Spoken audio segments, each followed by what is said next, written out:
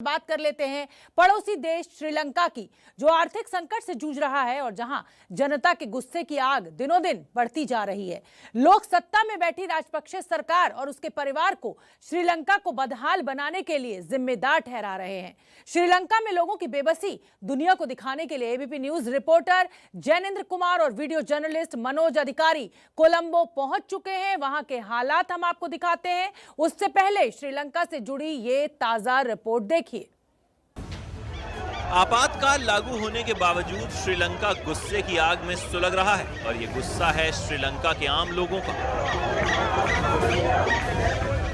राजधानी कोलंबो से लेकर कैंडी तक तमाम शहरों में दिन रात सत्ता में बैठी राजपक्षे सरकार के खिलाफ प्रदर्शन हो रहे हैं और ये प्रदर्शन हिंसक रूप ले रहे हैं। करीब 2.25 करोड़ की आबादी वाला भारत का पड़ोसी देश श्रीलंका दाने दाने को मोहताज हो चुका है, जिसकी वजह से वहां की जनता आपा हो रही। श्रीलंका में हालात ऐसे हैं कि कोलंबो एशिया की सबसे अशांत राजधानी में तब्दील हो चुकी है।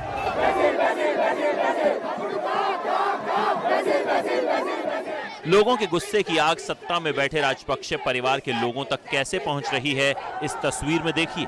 ये श्रीलंका के राष्ट्रपति गोटाबाया राजपक्षे के सरकारी घर के बाहर की तस्वीरें।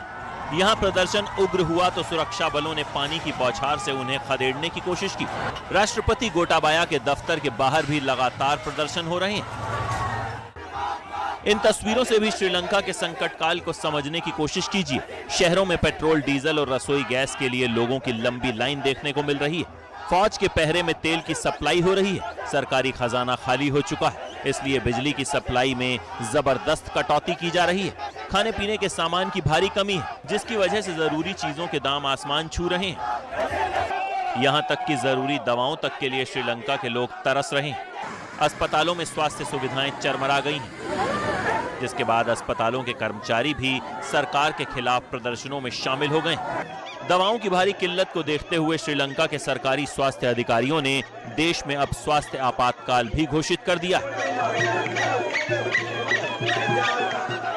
कोलंबो की सड़कों पर हो रहे प्रदर्शन में यूनिवर्सिटी और शिक्षण संस्थानों के छात्र भी बड़ी संख्या में शामिल हो रहे हैं। सभी की मांग है कि आर्थिक संकट के लिए जिम्मेदार पीएम महिंद्रा राजपक्षे और राष्ट्रपति गोटाबाया राजपक्षे फौरन इस्तीफा दें। इन भारी विरोध प्रदर्शनों के बीच श्रीलंका से ये बड़ी खबर भी आई है कि फ्रीडम पार्टी के 14 सांसदों ने राजपक्षे सरकार से नाता तोड़ लिया है। हालांकि वो संसद में निर्दलीय काम करते रहेंगे। श्रीलंका में मौजूद सियासी संकट सुलझाने की कोशिशें भी तेज हो गई। नई कैबिनेट के गठन की तैयारी है, जिसमें विपक्षी नेता भी मंत्री के रूप में शामिल किए जाएंगे। इसके लिए राष्ट्रपति गोटाबाया ने सभी दलों को न्योता दिया है।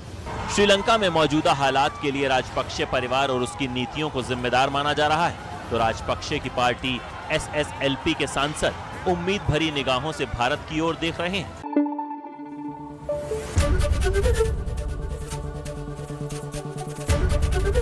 एबीपी न्यूज आपको रखे आगे।